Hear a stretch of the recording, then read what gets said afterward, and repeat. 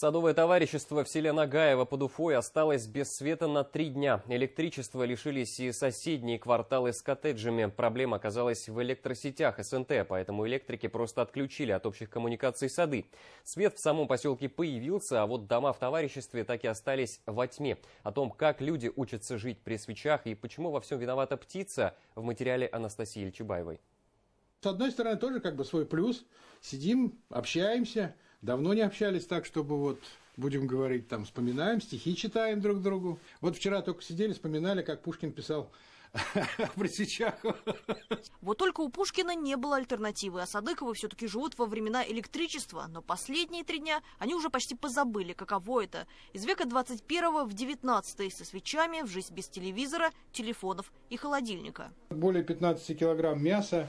А морепродуктов пропало. И вот при помощи матушки природы и Луны, вот сейчас по полумесяц, месяц растет, как бы, вот, освещение, так будем говорить. Вот. Если что-то случится, не дай бог, конечно, вот еще не происходило, но что-то случится, некуда побежать. Вынужденная романтика под Луной уже надоела, сетуют Садыковы. Хочется вновь вкусить плоды развития человечества.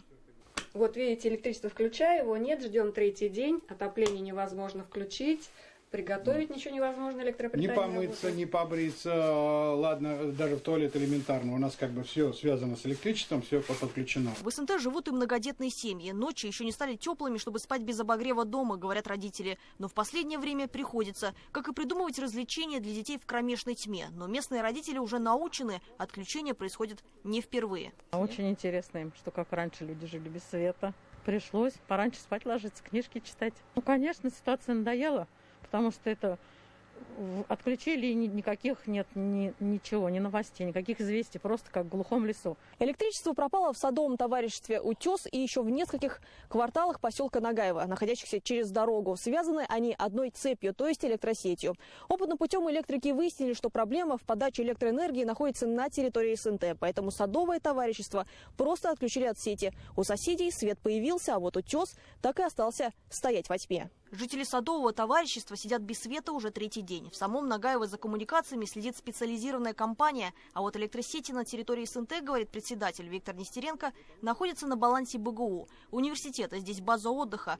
После того, как путем отсечения от сети садового товарищества свет вернулся в Нагаево, в чем неисправность местные специалисты искать не стали. Коммуникации уже не их. Сегодня в СНТ за свой счет наняли специалистов, которые и нашли причину сбоя и установили виновницу.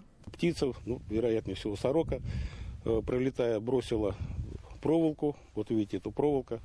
Она упала на высоковольтную линию на одну из фаз, и произошло замыкание. Вот даже видно, оплавлено все здесь. Но если в этот раз оказалась виновата птица, то вот кого винить в частых отключениях по несколько часов?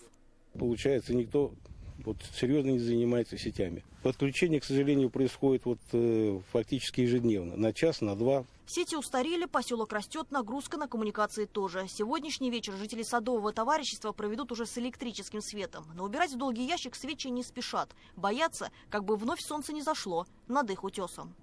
Анастасия Ильчебаева, Артур Ханов, Виктор Миренков. Новости. Уфа.